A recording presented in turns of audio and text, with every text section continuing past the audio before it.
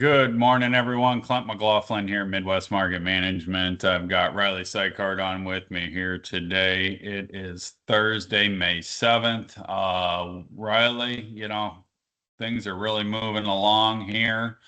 Eastern Belt still probably has more in the forecast than they would like to see, but overall, I'm hearing a lot of guys in Iowa wrapping up, gonna be wrapping up. I think a lot of progress being made this week, and I don't see anything that slows it down really here, particularly west of the Mississippi River. So I think we're going to have this thing pretty well punched out by the 10th to the 15th of May in a lot of your major corn growing areas. The Dakota's still quite cool, but I would imagine they're rolling, hoping on the improvement with temperatures moving forward. Are you seeing anything significantly different? No, I think we're pretty much on the same page. The thought we had 2 weeks ago of we had guys calling and asking us, is the market going to respond that we're not getting in the ground? And I think a lot more of the focus was on the geopolitical news because crops getting stuck in the ground. Only areas worth watching, you mentioned it, Dakotas, because they were so cold, and then that eastern belt, they just keep getting annoying rains to keep them out of the field just long enough that by the time they're ready, they get another rain. So the maps very similar to what we were looking at Tuesday. Weather models have actually stayed pretty consistent. Moving right into it here, temperatures not really anything new here. 70s to low 80s down in the south. In the north regions, still in North Dakota, 50s and 60s, which isn't great, but 1 to 5 day temperatures across that diagonal, still 60 plus, not really an issue. Not hearing any more talks of freeze warnings unless you are, Clint. Nothing that I'm getting concerned about.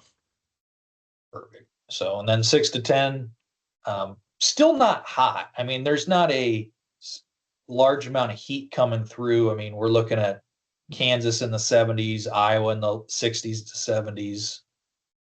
Not a ton of heat, but at the same time, these areas that are having drought issues, they don't need the heat to go with it. They'll happily take the cool conditions, won't they? I was just gonna hop on the same thing, and when you try to keep stuff in perspective from a national yield versus your own back door, if I ask the Iowa farmer, does he want 71 degrees? No, he wants to tune that baby to 84.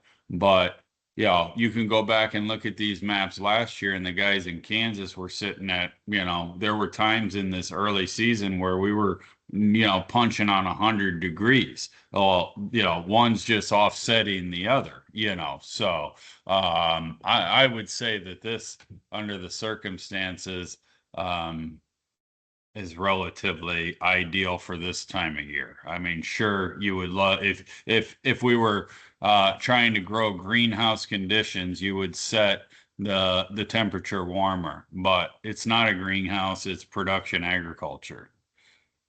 Yep, and that's the way also how I set out these maps are 85 degrees. I was always taught in agronomy that is your ideal conditions for growing corn. Anything after 85, the plant starts to shut down. So this orange color is 75 to 85 degrees. So anything in that light orange color is, I call that prime condition for growing a Yeah. crop.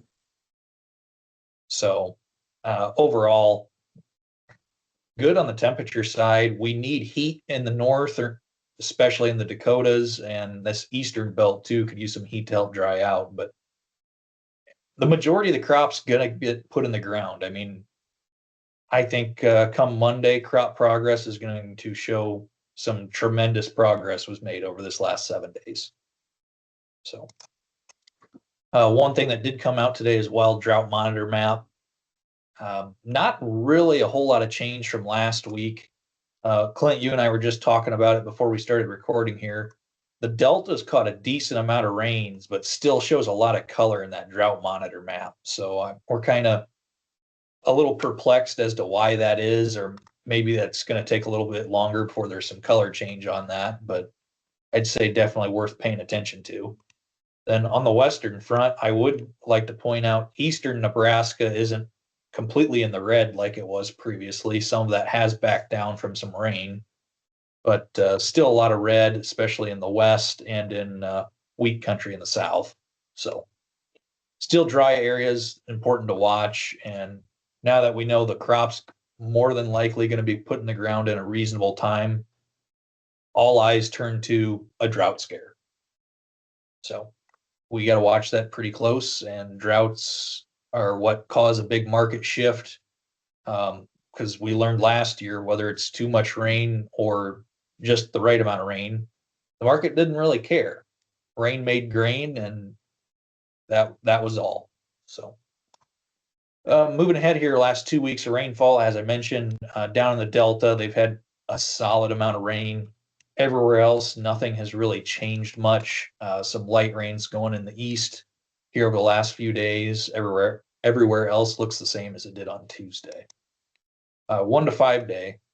A little bit more rain still happening in the east and down in the Delta, but other than that, pretty dry across the board. I can't really add a whole lot to it. Not any big life-shattering rains, except for, we mentioned, the Delta and those dry regions that definitely could use it.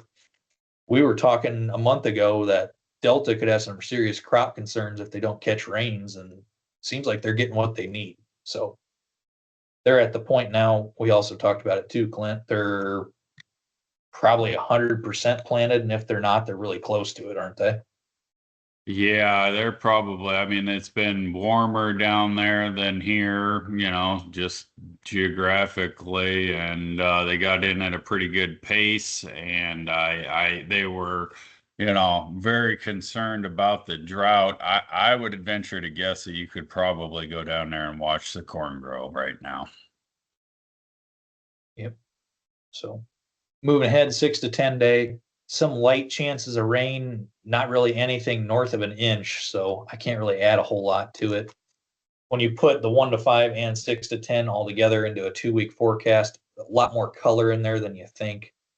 So a lot of areas, potentially inch to 2 inches, enough to either get areas by or not enough to create flood issues where they're already a little wet. Yeah, and some pretty nice germinating rains for everything that's getting planted here. So pretty ideal if you're looking for a hole in the program. I'm sure it would be the regions of Illinois, Indiana, and Ohio that want to get moving, and the Dakotas could use more rain. They're already on the dry side. So those are your problem areas to watch. Well, Nebraska as well. Heavily irrigated, but a lot of dry land out there. And, if the temperatures were significantly hotter, then the lack of moisture would be a larger issue. But at this stage of the game, looks like we're on track for reasonable to above average yields here would be my guess. Very early in the game, but I don't see any major holes here. Nope, I don't either. So that said, that's all I got for maps today, Clint. All right. Thanks a lot, everybody. Again, Clint McLaughlin, Midwest Market Management. Thanks for tuning in here today. We'll talk to you next week. This material has been prepared by a sales or trading employee or agent of Midwest Market Management and is in the nature of a solicitation. This material is not a research report prepared by of Midwest Market Management Research Department. By accepting this communication, you agree that you are an experienced user of the futures markets, capable of making independent trading decisions, and agree that you are not and will not rely solely on this communication in making trading decisions. Distribution in some jurisdictions may be prohibited or restricted by law. Persons in possession of this communication indirectly should inform themselves about and observe any such prohibition or restrictions. To the extent that you have received this communication indirectly and solicitations are prohibited in your jurisdiction without registration, the market commentary in this communication should not be considered a solicitation. The risk of loss in trading futures and/or options is substantial, and each investor and/or trader must consider whether this is a suitable investment. Past performance, whether actual or indicated by simulated historical tests of strategies, is not indicative of future results.